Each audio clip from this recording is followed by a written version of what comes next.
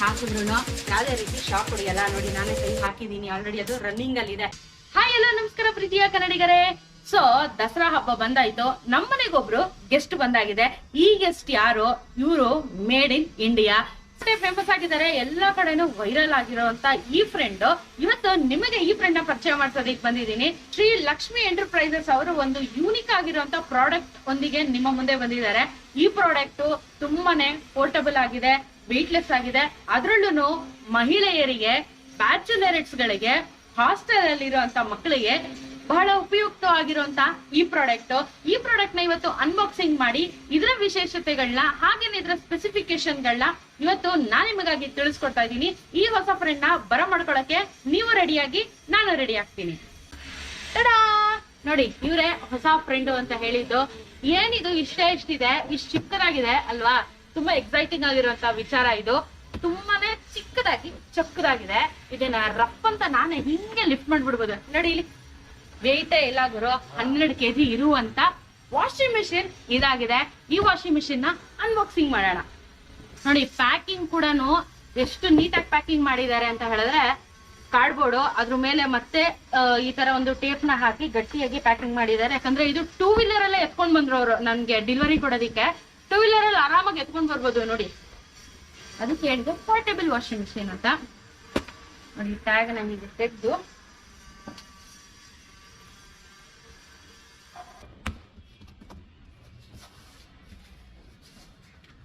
ನೋಡಿ ಓಪನ್ ಮಾಡಿದ ತಕ್ಷಣ ವೆರಿ ಇಂಪಾರ್ಟೆಂಟ್, ಬಿಲ್ ನ ಚೆಕ್ ಮಾಡ್ಕೋಬೇಕು. ಬಿಲ್ಲು ಯಾವಾಗ್ಲೂ ಇಟ್ಕೋಬೇಕು. ಇದು ವಾರಂಟಿ ಕ್ಲೈಮ್ ಆಗೋದಕ್ಕೆ ಎಲ್ಲದಕ್ಕೂ ಉಪಯುಕ್ತವಾಗುವಂತ ಬಿಲ್ಲು. ಹಾಗೇನೆ ಇವರ ವಿಸಿಟಿಂಗ್ ಕಾರ್ಡ್ ಇದೆ. ಇದ್ರ ಜೊತೆ ಇನ್ನೊಂದು ಇಂಪಾರ್ಟೆಂಟ್ ಆಗಿರುವಂತದ್ದು ವಾರಂಟಿ ಕಾರ್ಡ್. ನೋಡಿ ವಾಷಿಂಗ್ ಮಿಷಿನ್ ನೀಟಾಗಿ ಕಾರ್ಡ್ಬೋರ್ಡ್ ಒಳಗಡೆ ಪ್ಯಾಕ್ ಆಗಿ ಬಂದಿರೋದು. ಇಷ್ಟೇ ಇರೋದು ವಾಷಿಂಗ್ ಮಿಷಿನ್. ಇವಾಗ ಇದನ್ನ ಆಚೆ ಎತ್ತಿ ಫುಲ್ ಪಿಕ್ಚರ್ ತೋರಿಸ್ತೀನಿ. ಎಲ್ಲರ ಮನೇಲೂ ವಾಷಿಂಗ್ ಮಿಷಿನ್ ಇರುತ್ತೆ ಬಸ್, ವಿಶೇಷತ ನನ್ನಷ್ಟು ಎತ್ತರ ವಾಷಿಂಗ್ ಮಿಷಿನ್ ಗಳು ಇರುತ್ತೆ. ಅದ್ರಲ್ಲೂ ನಾವಿರೋದು 3ನೇ ಫ್ಲೋರು. ಎತ್ಕೊಂಡ್ ಬಾ ಮನೆ ಶಿಫ್ಟಿಂಗ್ ಅಂತ ಹೇಳಿದ್ರೆ ತುಂಬಾನೇ ರಿಸ್ಕ್. ಒಂದೊಂದ್ ಲಗೇಜ್ ಇಳ್ಸೋಷ್ಟೊತ್ತಿಗೆ ಮೆಂಟ್ಲಾಗ್ಬಿಡ್ತೀವಿ ನಾವುಗಳು. ಸೊ ಇದು ನೋಡಿ ವಾಷಿಂಗ್ ಮಿಷಿನ್ ಆರಾಮಾಗಿ ಹಿಂಗ್ ಎತ್ಕೊಂಡು 4 ಫ್ಲೋರ್ ಅಲ್ಲ 5 ಫ್ಲೋರ್ ಇದ್ರು ಪೀಸ್ ಆಗಿ ಎತ್ಕೊಂಡು ಹೋಗ್ಬೋದು. ತುಂಬಾನೇ ಪೋರ್ಟಬಲ್ ಆಗಿರುವಂತ ವಾಷಿಂಗ್ ಮಿಷಿನ್. ನಾವೆಲ್ಲ ಹಾಸ್ಟೆಲ್ ಇದ್ದಾಗ ಬಟ್ಟೆ ಕಲ್ಲಲ್ಲಿ ಬಟ್ಟೆ ಒಗಿತಾ ಇದ್ದೆ ನಾನು. ಬೆನ್ನೆಲ್ಲ ನೋಸ್ಕೊಂಡು ಅಯ್ಯೋ ಪಯ್ಯೋ ಅನ್ಕೊಂಡು ಬಟ್ಟೆ ಕಲ್ಲಲ್ಲಿ ಹೋಗಿತಾ ಇದ್ವಿ. ಈಗಲೂ ಇದೆ ನೋಡಿ ಬಟ್ಟೆ ಕಲ್ಲು, ನಮ್ಮನೆ ಮೇಲೂ ಇದೆ ಬಟ್ಟೆ ಕಲ್ಲು. ಆದ್ರೆ ಕಡಿಮೆ ಜನ ಯೂಸ್ ಮಾಡ್ತಾರೆ, ಯಾಕಂದ್ರೆ ದೊಡ್ಡ ದೊಡ್ಡ ವಾಷಿಂಗ್ ಮಿಷಿನ್ ಗಳು ಬಂದ್ಬಿಟ್ಟಿದೆ. ಸೊ ಎಲ್ಲಾ ಇರೋದ್ರಿಂದ ವಾಷಿಂಗ್ ಮಿಷಿನ್ ಯೂಸ್ ಮಾಡ್ತಾರೆ. ಬಟ್ ಏನು ಅಂತ ಹೇಳಿದ್ರೆ, ಅಷ್ಟು ಸಾವಿರಾರು ರೂಪಾಯಿ, ಲಕ್ಷಾಂತರ ರೂಪಾಯಿ ಕೊಟ್ಬಿಟ್ಟು ವಾಷಿಂಗ್ ಮಿಷಿನ್ ನ ಖರೀದಿ ಮಾಡೋದಕ್ಕೆ ಎಲ್ಲರ ಕೈಲೂ ಕೈ ಎಟ್ಕೋದಿಲ್ಲ. ಅದ್ರಲ್ಲೂ ಹಳ್ಳಿಲಿರೋರ್ಗೆ, ಬ್ಯಾಚುಲರ್ಸ್ ಗಳಿಗೆ ತುಂಬಾನೇ ಕಷ್ಟ ಆಗುತ್ತೆ. ಅಂತವ್ರಿಗೆ ಅಂತಾನೆ ಸೂಪರ್ ಆಗಿ ಇನಿಷಿಯೇಟಿವ್ ತಗೊಂಡಿರೋಂತ ಲಕ್ಷ್ಮಿ ಎಂಟರ್ಪ್ರೈಸಸ್ ಅವರ ಈ ವಾಷಿಂಗ್ ಮಿಷಿನ್ ಯಾವ ರೀತಿ ಕೆಲಸ ಮಾಡುತ್ತೆ, ಹೇಗೆ ಅಂತ ನಾನೀಗ ತಿಳಿಸ್ಕೊಡ್ತೀನಿ. ಸೊ ಇವಾಗ ನೋಡಿ, ಇದು ಫುಲ್ ಫೈಬರ್ ಇಂದ ಮಾಡಿರೋದು. ನಿಮ್ಗೆ ಗೊತ್ತಾಗುತ್ತೆ ಫೈಬರ್. ಇದು 8 kgs ಇದೆ. 8 kgs ಅಂತ ಹೇಳಿದ್ರೆ ಇಲ್ಲಿ ನಿಮ್ಗೆ ಒಳಗಡೆ ಈ ತರ ಒಂದು ಇದಿರುತ್ತೆ. ಈ ತರ 6 ಗೆರೆ ಇದ್ರೆ ಇದು ನಿಮ್ಗೆ 8 kg ಮಿಷಿನ್ ಅಂತ ಅದೊಂದು ಪುರಾವೆ ತರ. ತುಂಬಾ ಸಿಂಪಲ್ ಅಂಡ್ ಎಥಿಕ್. ಅದೊತ್ತು ಇದು ಮಾಡು, ಟಬ್ ಕ್ಲೀನ್ ಮಾಡು ಅಂತ ತುಂಬಾ ಆಪ್ಷನ್ಸ್ ಇರುತ್ತೆ. ಆದ್ರೆ ಇದರಲ್ಲಿ ತಲೆ ಕೆಡ್ಸ್ಕೊಳ್ಳುವಂತದ್ದು ಏನು ಇಲ್ಲ, ತುಂಬಾ ಈಸಿ. ನಾನಿವಾಗ ಹೆಂಗ್ ಯೂಸ್ ಮಾಡೋದು, ನಾನಿವಾಗ ಒಂದು ಬಟ್ಟೆನ ಹಾಕಿ ಯಾವ ರೀತಿ ವಾಶ್ ಮಾಡ್ತೀನಿ ಅಂತ ನಿಮಗೆ ನಾನು ಡೆಮೋನ ತೋರಿಸ್ಕೊಡ್ತೀನಿ ಇವಾಗ. ಸೊ ಇದು ಪೈಪ್ ಕೊಟ್ಟಿದ್ದಾರೆ. ಇವಾಗ ಟ್ಯಾಂಕ್ ಇಲ್ಲ ಅಂತ ಹೇಳಿದ್ರೆ ನಾವು ಟ್ಯಾಂಕ್ಗೆ ಕನೆಕ್ಷನ್ ಕೊಡ್ಬೇಕಾಗುತ್ತೆ, ದೊಡ್ಡ ದೊಡ್ಡ ಮಿಷಿನ್ಗಳಿಗೆ, ಓವರ್ ಹೆಡ್ ಟ್ಯಾಂಕ್ಗೆ. ಇಲ್ಲ ಅಂತ ಹೇಳಿದ್ರೆ ಈ ಮಿಷಿನ್ಗೂ ನಿಮ್ಗೆ ಪೈಪ್ ಕನೆಕ್ಷನ್ ಕೊಡ್ಬೇಕು ಅಂತ ಹೇಳಿದ್ರೆ ಇದು ಔಟ್ಪುಟ್ ಇದೆ. ಇಲ್ಲಿ ಹಿಂದಗಡೆ ನೋಡಿ, ಇಲ್ಲಿ ಜಾಗ ಇದೆ ನೋಡಿ, ಇಲ್ಲಿ ಒಂದು ಹೋಲ್ ಇರುತ್ತೆ. ಈ ಪೈಪ್ ನ ಇಲ್ಲಿಗೆ ಕನೆಕ್ಷನ್ ಕೊಟ್ಟು ಒಳಗಡೆ ಇಲ್ಲಿ ಟೈಟ್ ಮಾಡಿದ್ರೆ ಇದು ನಿಂತ್ಕೊಳ್ಳುತ್ತೆ ನಮಗೆ. ಇಲ್ಲಿ ನಾವು ಪೈಪ್ ನ ಕನೆಕ್ಷನ್ ಕೊಡ್ಬೋದು. ಏನಾದ್ರೂ ನಿಮ್ಗೆ ಪೈಪ್ ಇದ್ರೆ ಇಲ್ಲಿ ಪೈಪ್ ಕನೆಕ್ಷನ್ ನ ಕೊಟ್ಕೋಬಹುದು. ಇಲ್ಲಿಂದ ನಮ್ಗೆ ನೀರ್ ಬರುತ್ತೆ, ಇಲ್ಲಿಂದ ನಮ್ಗೆ ನೀರು ಬರುವಂತದ್ದು. ಇವಾಗ ನಾನೇನ್ ಮಾಡ್ತಾ ಇದ್ದೀನಿ, ಇದಕ್ಕೆ ನನ್ನ ಬಟ್ಟೆನ ವಾಶಿಗೆ ಹಾಕ್ತಾ ಇದ್ದೀನಿ. ನಾನು ಊರೆಲ್ಲ ತಿರುಗ್ತಾ ಇರ್ತೀನಿ, ಸಿಕ್ಕಾಪಟ್ಟೆ ಡಸ್ಟ್ ನನ್ನ ಹತ್ರ ಇರುತ್ತೆ. ಸೊ ಆ ಡಸ್ಟ್ ಯಾವ ರೀತಿ ಕ್ಲೀನ್ ಆಗುತ್ತೆ, ನಾನ್ ಯಾವ ಬಟ್ಟೆನ ಹಾಕ್ತಾ ಇದ್ದೀನಿ ಅಂತ ತೋರಿಸ್ತೀನಿ. ಸೊ ಇದನ್ನ ಇವಾಗ ಹಂಗೆ ಸೈಡಿಗೆ ಹೇಳ್ಕೊಂಡು ವೈರ್ ಇರುತ್ತೆ, ಇದನ್ನ ನೀವು ನಿಮ್ಮ ಜಂಕ್ಷನ್ ಕಾರ್ಡ್ಗೆ ಕನೆಕ್ಟ್ ಮಾಡ್ಕೊಳ್ಳಿ. ಈಗ ನನ್ನ ಹತ್ರ ನಲ್ಲಿ ಇಲ್ಲ, ಯಾಕಂದ್ರೆ ನಲ್ಲಿಗೂ ಇದಕ್ಕೂ ಬಹಳ ಹೈಟ್ ವ್ಯತ್ಯಾಸ ಇದೆ. ಸೊ ನಾನು ಬಕೆಟ್ ಅಲ್ಲೇ ನೀರನ್ನ ಎತ್ತಿ ಇದಕ್ಕೆ ಹಾಕ್ತೀನಿ. ಒಂದು ಮಿಷಿನ್ ನ ಯೂಸ್ ಮಾಡ್ಬೇಕಾದ್ರೂ ಕೆಲವೊಂದು ಪ್ರೊಸೀಜರ್ಗಳಿರುತ್ತೆ. ಫಸ್ಟ್ ಏನ್ ಮಾಡ್ಬೇಕು, ನೆಕ್ಸ್ಟ್ ಏನ್ ಮಾಡ್ಬೇಕು ಅಂತ ಹೇಳಿ. ಸೊ ಹಾಗೇನೆ ಈ ಮಿಷಿನ್ ಅಲ್ಲೂ ಕೂಡ ಕೆಲವೊಂದಷ್ಟು ಪ್ರೊಸೀಜರ್ ಇದೆ, ಯಾವ ರೀತಿ ವಾಶ್ ನ ಮಾಡ್ಬೇಕು ಅಂತ. ಸೊ ಪ್ರೊಸೀಜರ್ ನಂಬರ್ 1, ಇದನ್ನ ಜಸ್ಟ್ ಕನೆಕ್ಷನ್ ಮಾಡಿ ಹಾಗೆ ಇಡಿ. ಫಸ್ಟ್ ಇದಕ್ಕೆ ನೀರ್ನ ಹಾಕ್ಬೇಕು, ಅದಕ್ಕೆ ಮುಂಚೆ ಏನು ಟಚ್ ಮಾಡಬೇಡಿ, ಅದನ್ನ ನೆನ್ಪಿಟ್ಕೊಳ್ಳಿ. ಸೊ ಇವಾಗ ಫಸ್ಟ್ ನಾನು ನೀರ್ನ ಹಾಕ್ತೀನಿ. ಇದು 8 kg ಆಗಿರೋದ್ರಿಂದ 8 ರಿಂದ 10 ಬಟ್ಟೆನ ಹಾಕ್ಬೋದು. ಹಾಗೇನೆ 2.5 ಬಿಂದಿಗೆ ಅಷ್ಟು ನೀರಿನ ಕೆಪಾಸಿಟಿ ಇದಕ್ಕೆ ಇಡ್ಸುತ್ತೆ.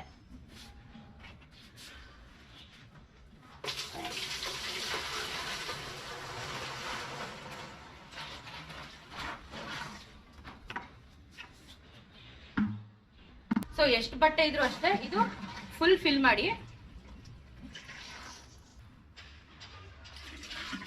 ಸೊ ಇಲ್ಲಿ ನಿಮ್ಗೆ ಔಟ್ಲೆಟ್ ಪೈಪ್ ಇದೆ. ಈಗ ಈ ಬಕೆಟ್ ಅಲ್ಲಿ ನೀರ್ ಹಾಕಕ್ ಆಗಲ್ಲ ಅಂತ ಹೇಳಿದ್ರೆ ಪೈಪ್ ಕನೆಕ್ಷನ್ ಕೊಟ್ಕೊಳಕ್ಕೆ ಇಲ್ಲೊಂದು ಔಟ್ಲೆಟ್ ಇದೆ.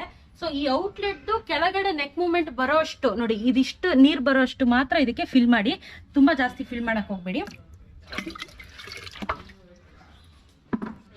ಸೊ ಇದು ಫಸ್ಟ್ ಪ್ರೊಸೀಜರ್. ಸೆಕೆಂಡ್ ಪ್ರೊಸೀಜರ್ ಏನು ಅಂತ ಹೇಳಿದ್ರೆ ಇದರ ಟೈಮರ್ ಆನ್ ಮಾಡಬೇಕು. ಸೊ ಈ ಟೈಮರ್ ಏನಿದೆ ನಿಮ್ಗೆ ಏನ್ ಕಾಣಿಸ್ತಾ ಇದೆಯಲ್ಲ, ಇದರಲ್ಲಿ ನಮಗೆ 3 ಆಪ್ಷನ್ ಬರುತ್ತೆ: 5 ನಿಮಿಷ, 10 ನಿಮಿಷ, 15 ನಿಮಿಷ.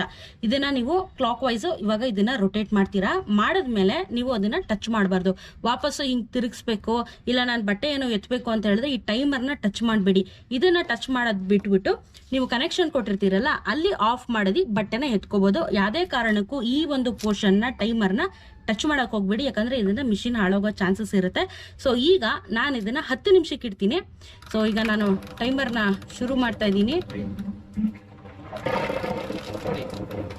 ಸೊ ಈಗ ನಾನು ಆನ್ ಮಾಡಾಗಿದೆ. ಆನ್ ಮಾಡಿದ ತಕ್ಷಣ ನೋಡಿ ಮಿಷಿನ್ ರೆಡಿ ಆಗಿದೆ. ಸೊ ಇದಾದ್ಮೇಲೆ 3ನೇ ಪ್ರೊಸೀಜರು. ಇವಾಗ ಇದಕ್ಕೆ ನಾನು ಸರ್ಫ್ನ ಹಾಕ್ತೀನಿ. ಯಾವ ಸರ್ಫ್ ಬೇಕಾದ್ರೂ ಯೂಸ್ ಮಾಡ್ಬೋದು, ಇಲ್ಲಾಂದ್ರೆ ವಾಷಿಂಗ್ದು ಲಿಕ್ವಿಡ್ಸ್ ಬರುತ್ತೆ, ಯಾವ್ದನ್ ಬೇಕಾದ್ರೂ ಯೂಸ್ ಮಾಡ್ಬೋದು. ಪರ್ಟಿಕ್ಯುಲರ್ ಬೇಕು ಅಂತ ಏನಿಲ್ಲ, ನಿಮ್ ಬಟ್ಟೆಗೆ ಎಷ್ಟು ಕ್ವಾಂಟಿಟಿ ಬೇಕೋ ಅಷ್ಟು ಸರ್ಫ್ನ ಹಾಕೊಳ್ಳಿ. ಸೊ ನಾನು ಇವಾಗ ಸರ್ಫ್ ಎಕ್ಸೆಲ್ ನ ಹಾಕಿದ್ದೀನಿ. ಸೊ ನನ್ನ ಪುಲ್ಲೋವರ್ನ ಇವಾಗ ನಾನು ಹಾಕ್ತಾ ಇದ್ದೀನಿ. ಇದು ತುಂಬಾ ಗಲೀಜಾಗಿದೆ, ಆಚೆ ಹೋದಾಗೆಲ್ಲ ಇದನ್ನ ಹಾಕೊಂಡು ಹೋಗೋದ್ರಿಂದ. ಸೊ ಪುಲ್ಲೋವರ್ನ ಈಗ ವಾಷಿಂಗ್ ಹಾಕ್ತೀನಿ.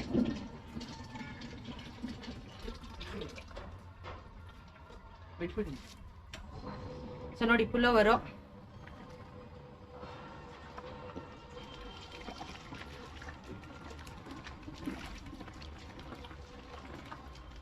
ನೆಕ್ಸ್ಟ್ ಜೀನ್ಸ್ ಪ್ಯಾಂಟ್ ಹಾಕ್ತಾ ಇದ್ದೀನಿ.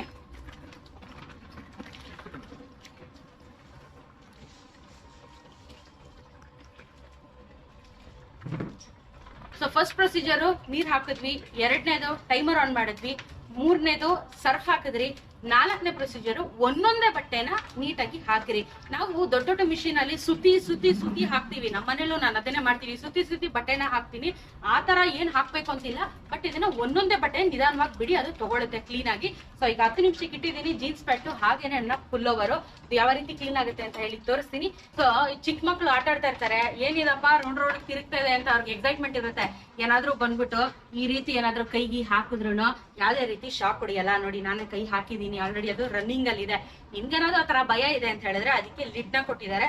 ಆರಾಮಾಗಿ ಲಿಡ್ ನ ಮುಚ್ಬಿಟ್ಟು 15 ನಿಮಿಷ ಆರಾಮಾಗಿ ಬೇರೆ ಬೇರೆ ಕೆಲಸಗಳನ್ನ ಮಾಡ್ಕೊಳ್ಳಿ.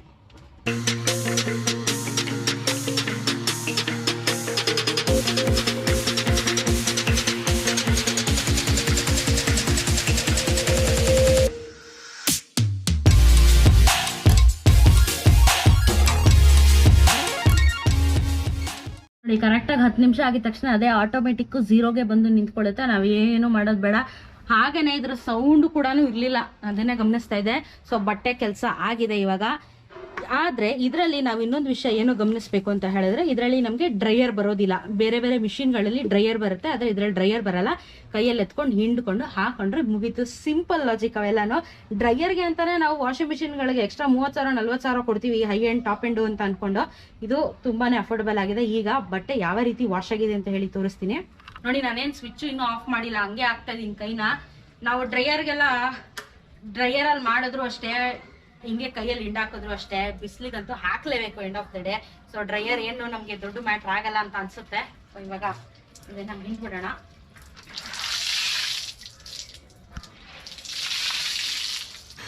ಸೊ ನೋಡಿ ನಾನು ಪುಲ್ಲೋವರ್ ಹಾಕಿದ್ದೆ, ಎಷ್ಟು ನೀಟಾಗಿ ವಾಶ್ ಆಗಿದೆ, ನೀಟಾಗಿ ಕೊಳೆ ಹೋಗಿದೆ. ಆ ನೀರ್ ಕಲರ್ ತೋರಿಸ್ತೀನಿ, ಕೊಳೆ ಹೋಗಿರೋದು ಇದನ್ನ. ಸೊ ಫುಲ್ ಓವರ್ ವಾಶ್ ಹಾಕಿ ಇವಾಗ. ವೆರಿ ಇಂಪಾರ್ಟೆಂಟ್, ಜಾಸ್ತಿ ಜನ ಎಲ್ಲ ಜೀನ್ಸ್ ಪ್ಯಾಂಟ್ ಹಾಕ್ತೀರಾ, ಇವಾಗ ಜೀನ್ಸ್ ಪ್ಯಾಂಟ್ ನಿಂತಲ್ಲ ನೋಡಿ, ಜೀನ್ಸ್ ಪ್ಯಾಂಟ್ ವಾಶ್ ಆಗಿದೆ.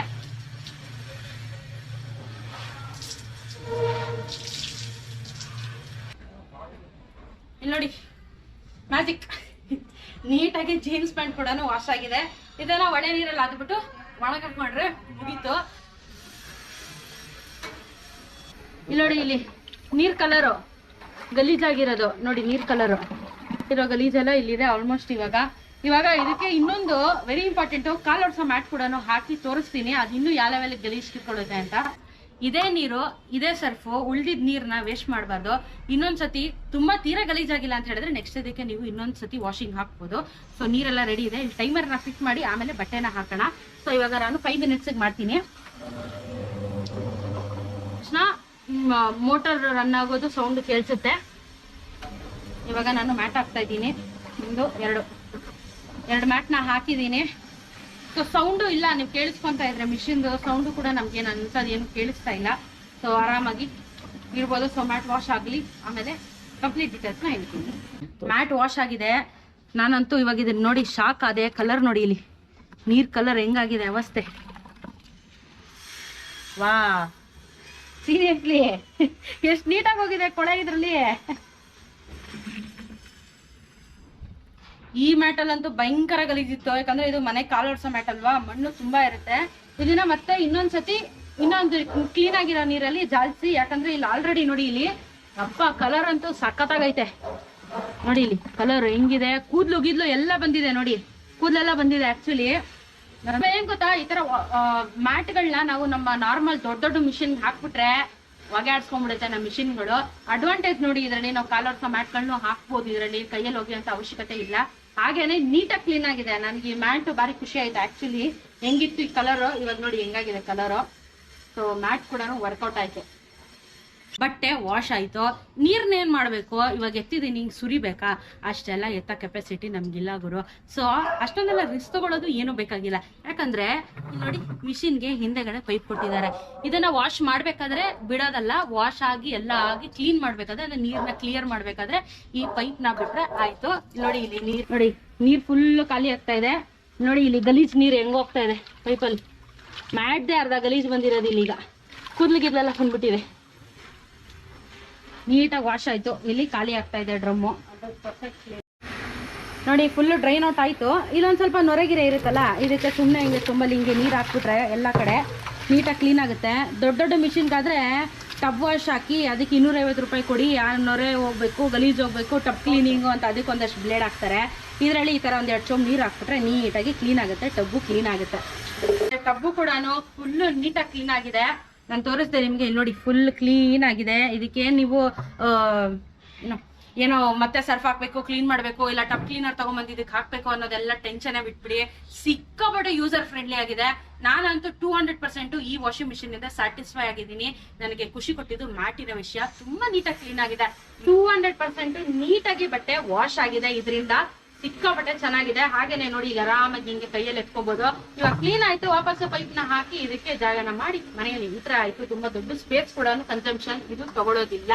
ಹಾಗೇನೆ ಈ ಮಿಷಿನ್ ನ ಎಷ್ಟು ಅವರ್ ಯೂಸ್ ಮಾಡಬಹುದು, ಗ್ಯಾಪ್ ಹೆಂಗ್ ಕೊಡ್ಬೇಕು ಏನು ಅಂತ ಹೇಳಿದ್ರೆ, ಈ ಮಿಷಿನ್ ನಾನು ಹೇಳ್ದಂಗೆ ಈ ಟೈಮರ್ ಏನಿದೆ, ಈ ಟೈಮರ್ ನ ಒಂದ್ಸತಿ ತಿರ್ಗಿಸಿದ್ಮೇಲೆ ವಾಪಸ್ ತಿರ್ಗಿಸ್ಬೇಡಿ.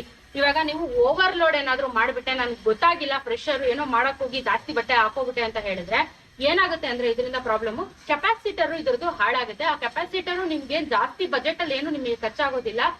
ವಾರಂಟಿ ಪೀರಿಯಡ್ ನಿಮ್ಗೆ ಇರುತ್ತೆ, ಅವರೇ ಬಂದು ನಿಮ್ಗೆ ಸರ್ವಿಸ್ ನ ಮಾಡ್ಕೊಡ್ತಾರೆ. ನೀವು ಸರ್ವಿಸ್ ಮ್ಯಾನು, ನೀವು ಬೇರೆ ಬೇರೆ ಬ್ರ್ಯಾಂಡ್ ಮಿಷಿನ್ ಗಳಿಗೆ ನೀವು ಸರ್ವಿಸ್ ಪರ್ಸನ್ ನ ಕರ್ಸಿದ್ರೆ ಸರ್ವಿಸ್ ಚಾರ್ಜಸ್ ಅಂತಾನೆ 1500 ರೂಪಾಯಿ ತಗೋತಾರೆ. ಆ 1500 ರೂಪಾಯಲ್ಲಿ ನಿಮ್ಗೆ ಇನ್ನೂ ಒಂದು 2-3 ಸಾವಿರ ರೂಪಾಯಿ ಹಾಕ್ಬಿಟ್ರೆ ನಿಮ್ಗೆ ಇಂಥ ಮಿಷಿನ್ ಗಳೇ ಬಂದ್ಬಿಡುತ್ತೆ.